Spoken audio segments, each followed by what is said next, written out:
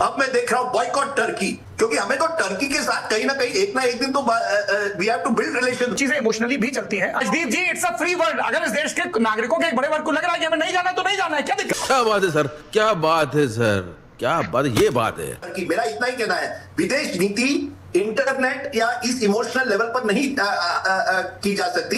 We have to allow our diplomats to do their work without this surround sound. इतना ही मेरा कहना है। तो सर, डिप्लोमेट्स कोई इस भीड़ को सुन के देख के थोड़ी अपने फैसले कर रहे हैं। टर्की ने जो किया है गलत किया है। हमने टर्की के खिलाफ डिप्लोमेटिक ऑफेंसिव जरूर करना चाहिए, पर जिस तरह से भाषा का प्रयोग हो रहा है, that is not going to help us in the future. But today we are using social media to run campaigns. ये मुझे लगता है बहुत ही डेंजरस है। Let government work. सरकार ने अपनी काम क्योंकि ये शिकार है सोशल मीडिया का, इसको बहुत ऑल किया जाता है। ये जो पूरी तरह से तुर्की का सपोर्ट करते क्योंकि अपना बचाव करना चाह रहा है। क्या इंसान है यार, वेरी डेंजरस, और इनका हमें नुकसान खुद का कंट्री को कोई नहीं अपोजिट कर रहा है। तो नमस्कार दोस्तों, मैं हूं सुनील और आप देख रहे हो क्विक रिएक्शंस। क्विक रिएक्शन में आप सबका एक बार फिर से स्वागत है।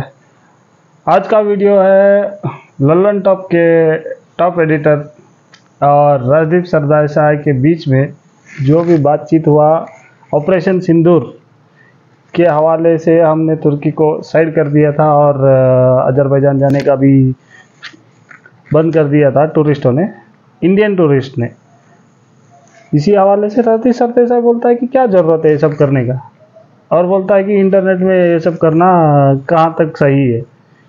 इसको क्या पता, ये कभी घूमने गया हो तो ना। जाता है पुकड़ के पैसे में, आता है पुकड़ के पैसे में, कांग्रेस के पुकड़ के पैसे में। चलिए देखते हैं क्या है वीडियो में। और पहली बार आया तो प्लीज़ लाइक शेयर और सब्सक्राइब करना। सब्सक्राइब तो एक बार क्लिक करके ही जाना, और चैनल को सपोर्ट करना है तो पूरा वीडियो देखिए और मज़े लीजिए। चलिए वीडियो देखते हैं। पार्शली एग्री इसलिए, राहुल जी एक सेकंड, पार्शली एग्री इसलिए आप जैसे बोले कि टर्की का बाइकआउट, ये सब सर जो देश इस मामले में बहुत क्लैरिटी होनी चाहिए। जो देश इस लड़ाई में पाकिस्तान के साथ खड़े हैं, उन्हें हम अपनी क्षमताओं के हिसाब से जैसे जैसे जवाब दे सकते हैं हम देंगे। कीजिएगा, ये ठीक नहीं हो रहा सर, आप गलत कर रहे हैं सर।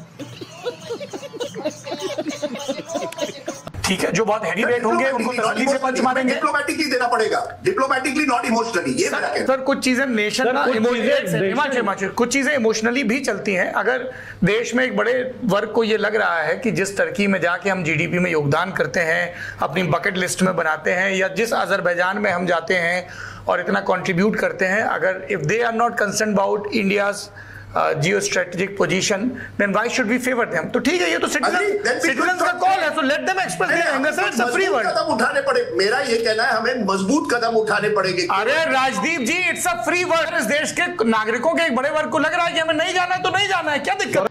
बात तो सही है। सौरभ जी एक और चीज है, मैंने सौरभ जी देखिए, आपको नहीं जाना है, that is absolutely right, nothing wrong. We have to take a strong stand on Turkey. मेरा इतना ही कहना है, विदेश नीति इंटरनेट या इस इमोशनल लेवल पर नहीं क्या करता है तेरी तो की जा सकती।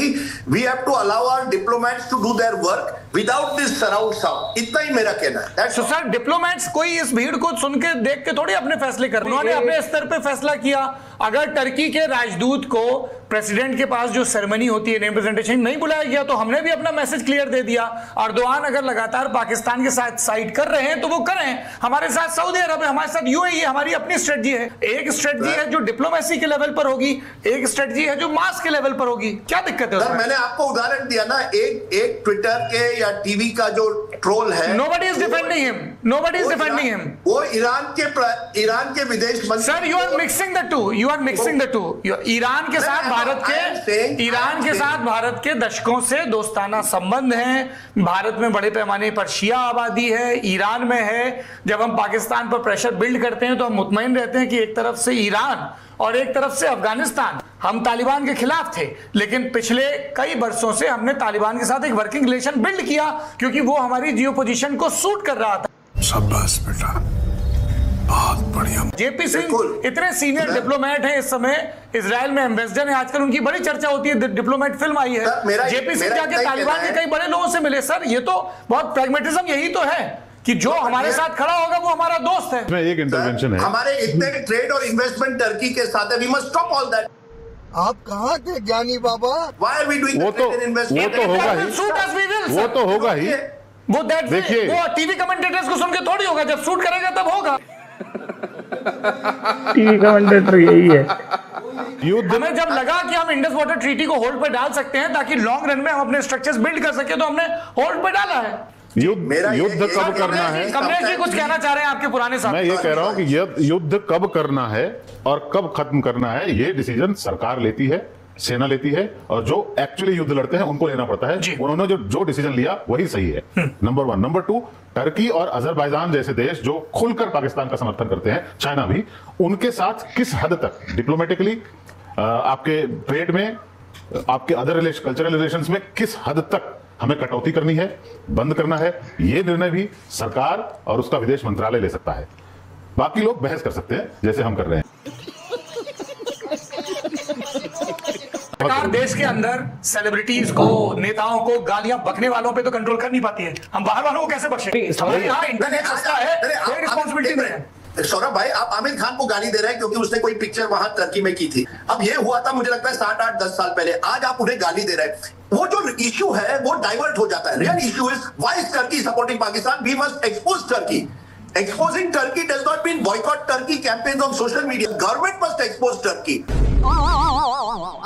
सरकार की जिम्मेदारी है कि वो टर्की को एक्सपोज करे, हर प्लेटफॉर्म पर एक्सपोज करे। That is government responsibility. ये जो इंटरनेट आदमी है वो गाली गलौज करती है, और ये टोकन बॉयकॉट से कुछ नहीं होने वाला। We have to do something meaningful, कुछ ठोस कदम उठाने पड़ेंगे। मुझे लगता है तभी आप, जैसे इंडस वाटर हुआ, इंडस वाटर ने एक बहुत बड़ा मैसेज पाकिस्तान को दिया। उस तरह के जब आप ठोस कदम लेते हैं उसका जरूर कुछ ना कुछ असर होता है। पर ये जो बॉयकॉट होता है ये सॉफ्ट। अभी आप जब चीन के साथ गलवान के बाद आपने क्या किया? टिकटॉक को बैन किया। आपको लगता है टिकटॉक से कुछ हुआ? We have to be serious about diplomacy. मेरा नेशनलिज्म अपनी जगह है, पर ये इंटरनेट नेशनलिज्म से देश की फॉरेन पॉलिसी नहीं चल सकती। बस मेरा उतना ही कहना था। मुझे लगता है राजदीप जी, किसी ने इंटरनेट के जरिए कोई फॉरेन पॉलिसी चलाई क्या? क्या सवाल पूछा रहे बाबा? अरे एक सेकंड, मेरी बात सुन लीजिए राजदीप जी, आप तो बहुत देर से बोल रहे थे। किसी ने कोई डिप्लोमेटिक, आपको लगा सरकार की तरफ से कोई फॉरेन पॉलिसी ली गई हो अजरबैजान के खिलाफ या टर्की के खिलाफ?